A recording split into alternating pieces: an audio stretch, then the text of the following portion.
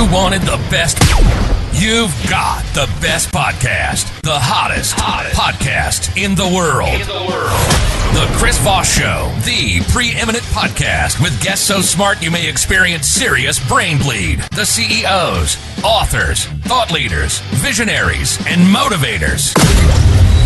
Get ready. Strap yourself in. Keep your hands, arms, and legs inside the vehicle at all times, because you're about to go on a monster education roller coaster with your brain. Now, here's your host, Chris Voss. Hi, folks. It's Voss here from thechrisvossshow.com, thechrisvossshow.com. Welcome to the big show, our family and friends. We certainly appreciate having you. As always, the Chris Voss Show family is the family that loves you but doesn't judge you. For 15 years, we've been bringing you the billionaires, the CEOs, the authors, the Pulitzer Prize winners, the brilliant minds, the astronauts, the people that you see on TV in the news cycle. We bring you everybody on the planet, including myself. And so we bring you the smartest minds, and we do that to educate you, to make your life better, to make you smarter, to make you have that aura of glow, of just grand intelligence, where people go, how the hell are you so damn smart? And you can go, I listen to the Chris Voss Show podcast too. There's the show on the podcast. And it just makes me so much smarter and brighter. But you know what the beautiful part is sharing that intelligent glow that you have with the world and your family, friends, and relatives. Thereby, we always ask you to refer the show to your family, friends, and relatives. Go to goodreads.com/Chris Voss, LinkedIn.com/Chris Voss. Subscribe to the big LinkedIn newsletter. Go to, YouTube, Goodreads, and Chris Voss 1 on the tickety-tockety over there. Today, we have an amazing gentleman on the show. He's going to be talking about his startup, how he became an entrepreneur, his vision for the company that he built, and what went into it, and all that good stuff. We have Samuel Moses on the show with us today. He's the CEO and founder of Sockrates, producing the highest quality custom socks at the fastest turnaround time, as it's built on his website. With a passion for entrepreneurship from a very young age, he is the founder of the company, and his company is based in Boca Raton, Florida, which specializes in producing the highest quality custom socks at the fastest turnaround time. With over 4,000 clients, he's emerged as the industry leader in his field with his company, with clients in the United States, Germany, France, Iceland, UK, Israel, and Canada. I was going to do a Canuck joke there, and I totally I miffed it. After graduating from the prestigious Schulich School of Business in Toronto, Ontario, he worked for an investment banking consulting firm where he's responsible for presenting research and findings to key C-level decision executives within the banking industry around the world. Next, he became a partner of an established market research firm in Toronto, where he consulted on studies for companies spanning $50 million in revenues to the Fortune 500. With a keen eye for both small details and big picture approach to business, Samuel is sought out for advice on various topics such as business strategy, team leadership, business communication, marketing, and organizational culture. Welcome to the show, Samuel. How are you? Great. Thanks for the intro, and it's great to be here. Thank you for coming. We certainly appreciate it. Give us your .coms. Where can people find you on the interwebs? Sure. So they can find us on our website, Sockrates, SOCKRATES, custom, the word custom, .com. That's pretty much the best way to go. You'll see a nice, colorful, bright site that clearly outlines how you can get started with us and learn some more information about what we do, as well as our process. We like to keep it simple, but this site will kind of explain to you how we keep it simple. There you go. So you worked with Google, Netflix, Paramount, Coca-Cola, Kellogg's, Microsoft, a lot of these big companies. Give us like a capsulation at 30,000 feet of what you do. So what we do is we produce custom socks for companies all over the world.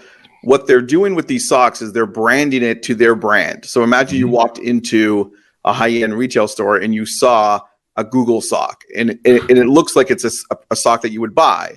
But what they're doing is that they're not selling it in stores. They're giving it out to their customers, and they're giving it out to their clients, and they're giving it out at trade shows. And this is a powerful tool. It's a custom sock that can drive traffic to your show booth, that can show your customers that you care about them. And of course, also very important, your employees. It's a nice gift for them where they would wear the sock of the brand that they work for. Mm-hmm. And our designers do a really good job at making sure that it's what we call retail ready. So it's a sock that you would wear because it's a fashionable sock and not just kind of like the old school, let's slap logos on things and shove it in people's faces. It's more about the fashion behind it, following the trends within the sock world and applying it to the custom sock for the company using their branding colors. There you go. Can I make a sock for a company sock and force all my employees to wear it? You know, like the old IBM suit days? Yeah. Yeah, you could definitely give it to them. I mean, forcing them to wear it might be the next step, but you can definitely do it and give it to them, you know? Hey, buddy, write up number 1. You didn't wear your company socks today. That's a no-no. Yeah, Yeah, you're out. 2 more and you're out. You're not getting the raise. Yep. You know? Go see HR. Yeah. We have rules around this place. You know, there are rules. Right. You must wear the company socks. Right. That was you went overboard there with the no sock look, you know? There you go. And you took the bag we had off your head off, and now everyone can see what you look like. So you go get rid of for that too. Right. Yeah, we have an anti-ugly ban in our office. I'm just kidding, people. We don't, because I would lose it. I'd be the first one to lose it. They'd be like, you got to go first. Because whatever. So how did you get into this business? Tell us your hero's journey and how you got down this line. Sure. So I was in retail for many years, high-end retail. We were selling to executives. I was in Toronto at the time. I grew up in Toronto, and I moved after that. And we were selling to high-end executives neckties. So you'll know that these days neckties is not the easiest product to sell. But for many years, I was definitely in the necktie game for a while.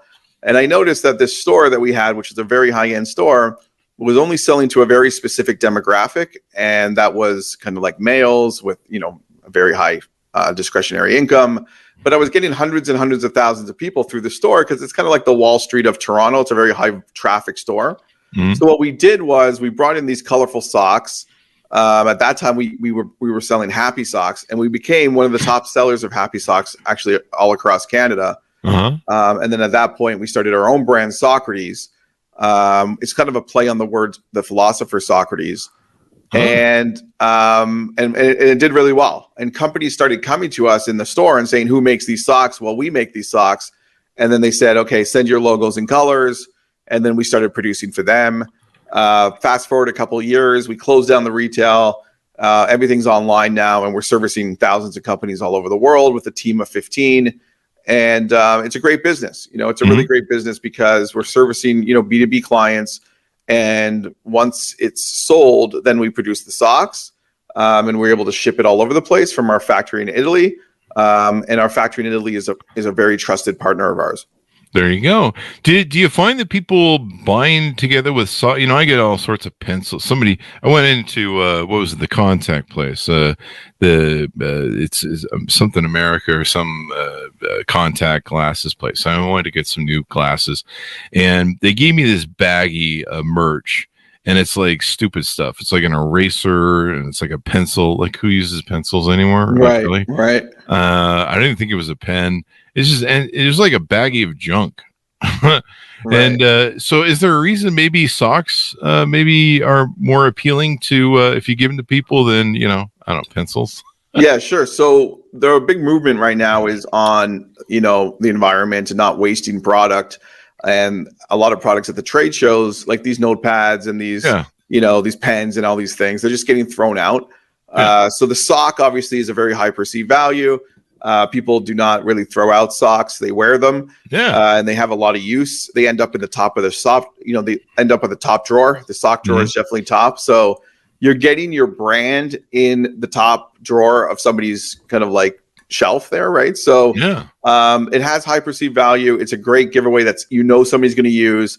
And what we've noticed through our research is that when people give away socks, it's a really easy conversation to start with the customer. Oh, I love these socks. I wore them. I thought they were great. And it leads to really good conversations for the customer and their potential client. There you go. So what was it like to start this company? I mean, this wasn't your first company, I guess? No, I had a few businesses before. And then, you know, I guess I kind of landed on this business through the neckwear business. Neckwear business, you know, obviously no longer, but now I do the custom sock business full time. And it was a process. We really learned the manufacturing process in Italy. and then applied the neckwear manufacturing process to the sock manufacturing process using Italy, because the way that they do things is very specific. So we were able to apply the knowledge of one business to another business. So we were out of the gate much faster than we would be if we were starting from scratch. So that was definitely helpful. There you go. Give us some entrepreneur advice. I guess you work for other companies and then you started working for yourself. What was it like to make that transition? It was tough. I mean, you definitely second guess yourself a lot, and you definitely have to have a lot of confidence in yourself. And what I always tell people is, make sure you're not taking on too much too fast. So if you want to just say open a wallet business where you're selling wallets, don't bring in 2,000 wallets, because if I showed you what 2,000 wallet looks like, you get very nervous to even if you can't sell them very quickly. That's so you start with 50, 75 wallets. You got to start very slow in this game and try to let the business kind of move and then make moves with the business. So that's kind of like my number one piece of advice. Don't take on too much where you're going to get scared, because you got to stay in the game, and the game ends when you get scared and leave it, right? So you just got to stay in, and you got to keep making the moves that you got to make, and things start happening. There you go. How do you find separating, your life and being an entrepreneur? How do you balance the work-life balance? Yeah, no, that's almost like the hardest challenge. There's a lot of challenges, but that's the hardest one. When you leave and you go home to your family, how much are you taking with you? The stresses of the day, the stresses of your staff, and that's the constant battle back and forth. I think I've done a good job recently, over the years now, maybe a couple years, of trying to just turn it off and go home and come back the next day to your problems versus bringing it with you. It seems like when you have enough kind of like depth of knowledge and experience, you realize that there's always going to be some hurdle that you have to overcome. And when you look back, you kind of see that you did overcome them. So, there's no reason to believe that you can't overcome the next one. So you got to stay calm. And I try actually not to bring it home at all. I don't want to stress out my wife and my kids. I don't want to do all that. It doesn't help anybody. They can't solve the problem anyway, right? So try to appreciate what you have on the family side, and then work on the business side during business hours. I usually take my business home to my family, and I sit the kids down with a bunch of yellow pads, and we have a little team meeting, and I'm like, "Yeah, I need to come up with some ideas, people. We need ideas. Come on, come on. Sales are down. What the fuck, Jimmy? We got to make the mortgage payment. Come on, guys. Jimmy. Let's go. Yeah. What do you got? He's like, I'm 3, Dad. I'm like, I don't care, buddy. You're learning how it's going. And so, don't do that. Yeah, I guess you could do it. You could do it that way. That would also work. But I personally separate it. But either way is good. Besides, Jimmy just has shitty ideas anyway. He's like Tonka trucks. It's like, shut up, Jimmy. Just go play with it. Yeah, we're gonna get sued. We're gonna get sued. There you go. Yeah. Don't. And maybe the other Bobby has, that, or I adopted some kids to try and get better ideas. Anyway, so you've had several ideas of turning your idea into a business. People that are out there listening to this thinking, what a great idea! They took socks and merchandised it. What are some concepts you have, or some thoughts you have on people who want to take an idea like this, where maybe they're like, hey, zippers, how to make, zippers marketable or something. There's always, you can improve everything and anything from an infinite amount of times, it seems, except for me. So what are some ways, advice you give to people on how to turn ideas into business?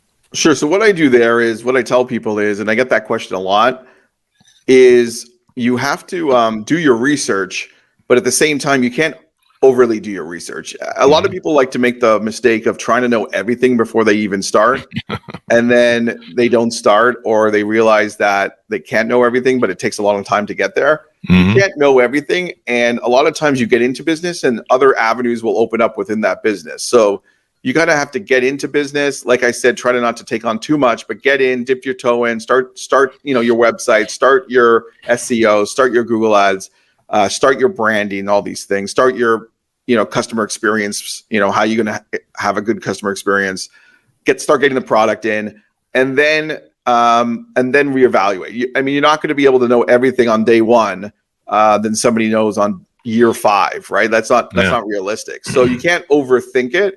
You need to start and you need to make decisions, but at the same time, you can't be paralyzed by the fact that you don't know everything, Yeah.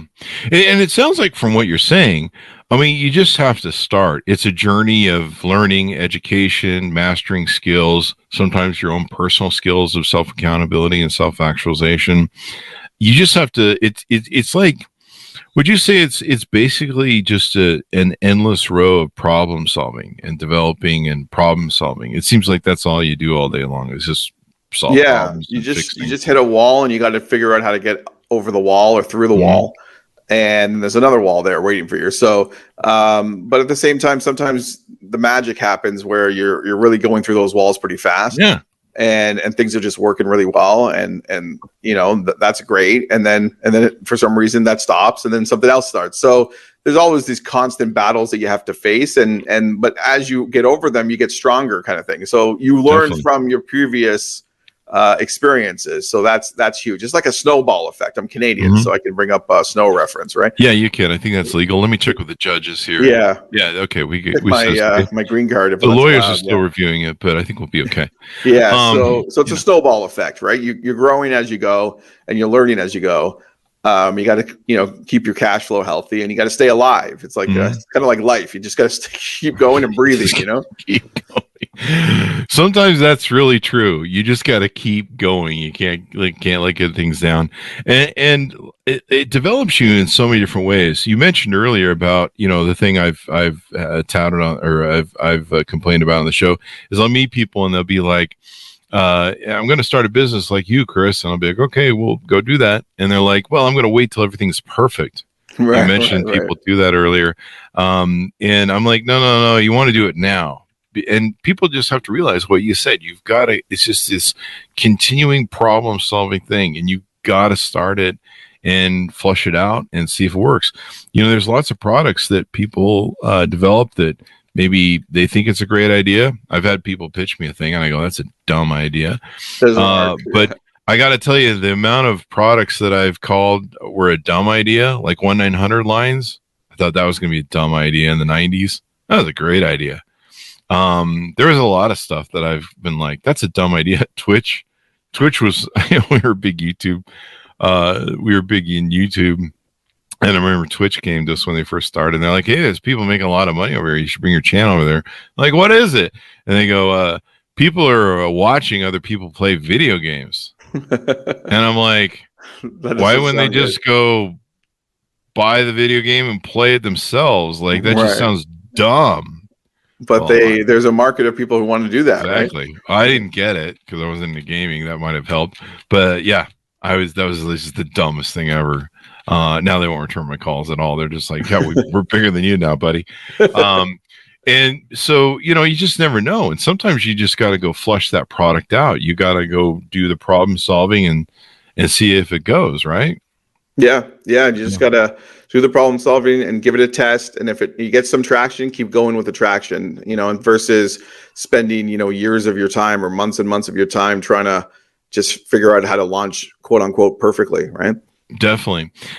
So how do you improve your efficiency at work? How do you improve yourself as an entrepreneur personally and make yourself better?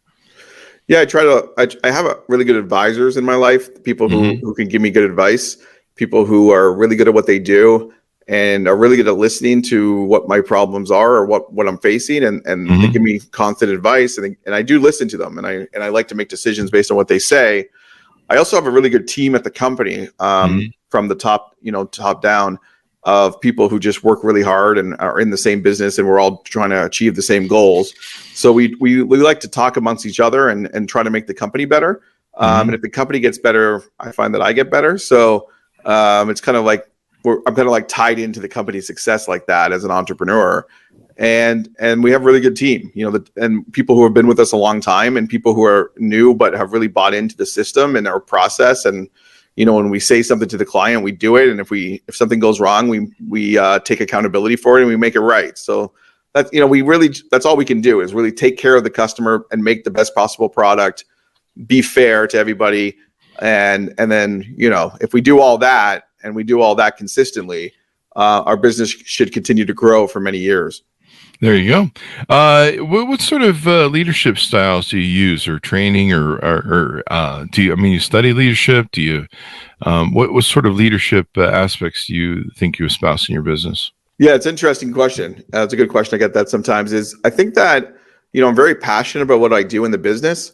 And I found that, it's almost like parenting. If you tell your kid, do your homework, do your homework, do your homework, or be a hard worker, then, they might not grow up to actually be hard workers because you're just yelling at them and pointing at them and saying things, right? But if you actually show them that you're a hard worker, then they might actually, believe that that's important because you're doing it consistently over a long period of time. And that's how I learned, from my father like that. That's how I learned from some of my coworkers as well. So I'm really passionate about what we do. I believe in it. I care about it a lot. And I noticed that our team follows. Like, they definitely take from that, and they also work very hard in the business. They might see me emailing at odd hours, or they might see me asking questions, that show that I'm very passionate. So, the leadership style that I have is kind of like lead by example, and then let the people, mimic that with you, and it seems to be working well. There you go. Leading by example, is it's one of the things I talked about in my book. People see what you say, and they also see who you are. So you can put out all sorts of PR things, be like, we're a moral company who does the right thing and builds trust and honesty. And then if people see that you're full of shit, that you're a hypocrisy, it's actually worse than saying in the first place, right? Exactly, because people are like, aha, this guy's full of it. Yeah. And so setting the example of being a good leader, of servant leadership, of being someone who builds a company, who's a good judge of character, who's a good judge, really, and holds themselves to the same standard that you do, makes all the difference. What are some ways that you use to improve employee happiness? Do they all get socks?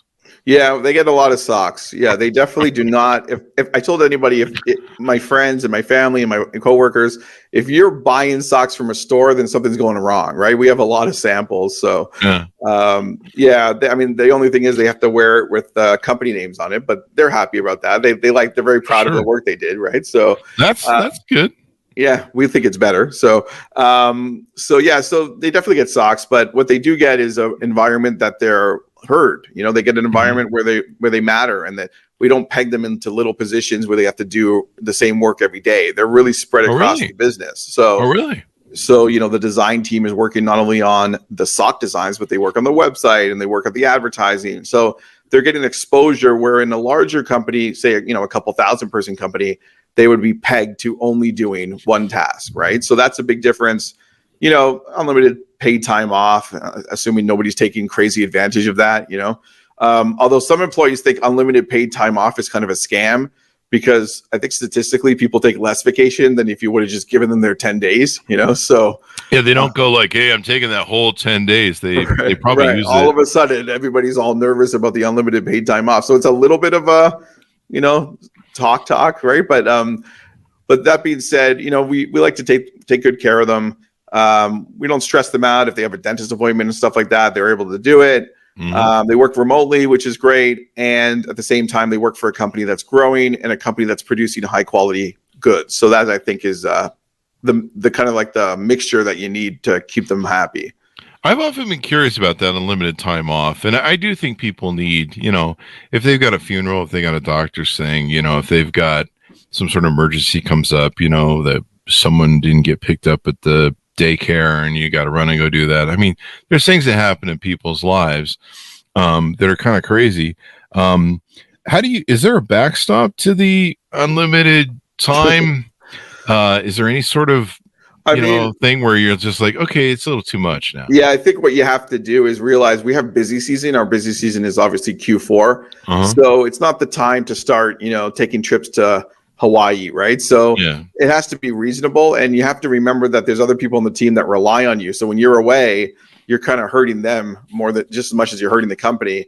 And we're all in this together. So the same way you don't want your coworker to take off in the middle of busy season for 3 weeks or 4 weeks, probably you shouldn't be doing that either.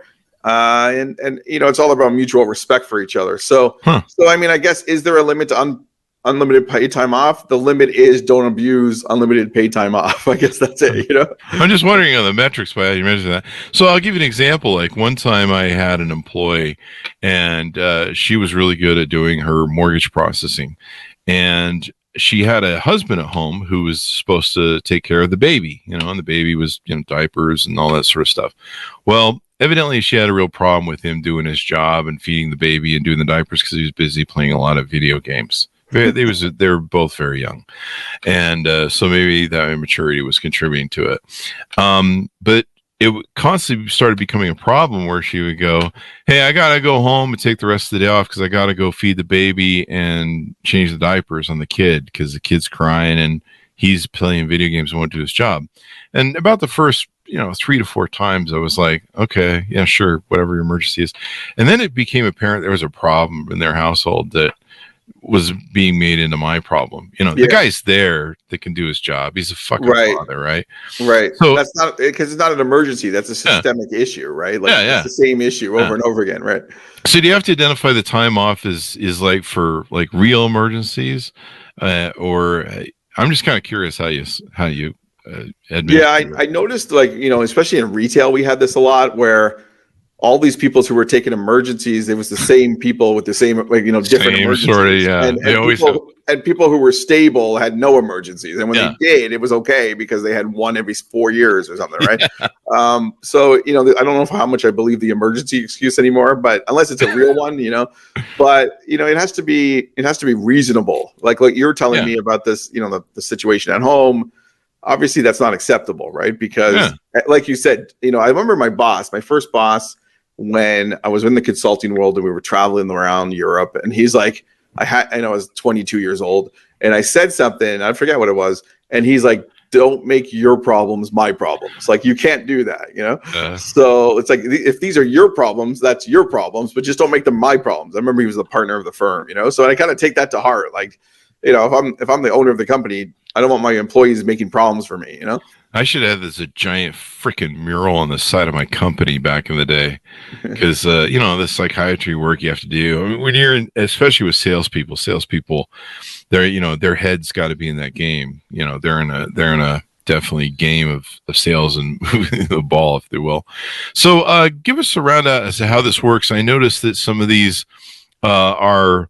Some of these socks, that you got environmental friendly and different things like that. Give us kind of rundown as to what people expect when they order socks when you do business with you and how to reach out to you and stuff. So first things first, all of our socks are made in Italy, which is a very high quality sock, and they're all Pantone matched to your brand. So there's no like, hey, McDonald's, let's change the yellow, right? We match the exact yellow of what McDonald's is giving us, which obviously brands are very picky. So the number one thing is that it's made in Italy. Number two, we match the colors exactly, and we design it from scratch to make a woven sock. We don't sublimate where it's like printed on, And then another thing that we do is that we make it in Italy in the 7 days. And 7 days is kind of like the industry, fastest industry turnaround time. Wow. So imagine that you order today, it's in your hands by next Monday. That's pretty fast out of Italy. So that three kind of like punch combo is really what we're known for. The made in Italy, the Pantone matching with unlimited colors, and the 7 day turnaround time. And then what we're also known for, because that's the production side, is the ease in which we make this for our customers. So very easy. You reach out, you give us your logos, we come back to you with 6 to 8 designs that we think would be really appropriate for your brand. You make changes as you like. We get a label with it. It's all in one price. There's no hidden fees, one price to your door. And then, everybody's happy kind of thing. So we make this simple. The transactions are relatively quick, and you don't have to spend your life kind of like figuring out how to make a sock, There you go. Yeah, you don't want to have any more work than you already have. But yeah, I can see how these would be more valuable than, a stupid pencil. I mean, people don't even own pencil sharpeners anymore. I'm like, how am I supposed to sharpen this stupid thing? Right. Like, what the hell? I mean, I think that's half the point is like, we don't want you to use it. We want you to sit on your desk. So you always look at it. And it's like, I'm already looking through your contacts and glasses. Like, what more do you want from me? America's best Contacts. I think that's who it is. I just gave them a plug too for that. So there you go. You got paid back for your pencil merch there. America's best eyeglasses. So this has been pretty awesome. Give us your final pitch out as we go out, and how people can onboard with you, and throw us your final pitch as we go out. Sure. We're going into the end of the year. We'd love to hear from everybody. It's a great employee gift and customer gift, instead of giving a gift basket that everybody's given. And we could take care of everything. Like, even if you had 100 customers and you wanted us to customize the socks and mail all of those socks to each of your customers, we do that. So we have full, facilitation of that. It's a great gift. It kind of like is something that you'll get the conversation started with your client. They always email you back and say, "Oh, thanks for the sock. I got it. I'm wearing it tomorrow." There's a conversation starter behind it, and it's super easy. Like, a lot of people think, it's a little hard to get started and to design the sock. We actually make that super easy. And it's quick, and you'll have it, and it's relatively fair, inexpensive. So when you combine all of that together, it makes a very good holiday gift, and it also makes a very good trade show gift or employee gift. So we'd love to hear from everybody. The website is Socrates, SOCKRATES, custom, CUSTOM.com. There you go. Well, thank you, Sam, for coming on the show. We really appreciate it. We learned a lot about how to build a business and also how to market it. Maybe we should have the Chris Voss Show socks. Should we come up with that, people? Send me emails if you want. Do it. Yeah. There you go. And so thanks for coming on the show, Sam. We really appreciate it. Thanks so much. Thanks for having me. There you go. Thanks for tuning in. Go to goodreads.com/Chris Voss, youtube.com/Chris Voss, linkedin.com/Chris Voss, and Chris Voss 1 on the tickety talkety. Thanks for tuning in. Be good to each other. Stay safe, and we'll see you guys next time. And that should have us out.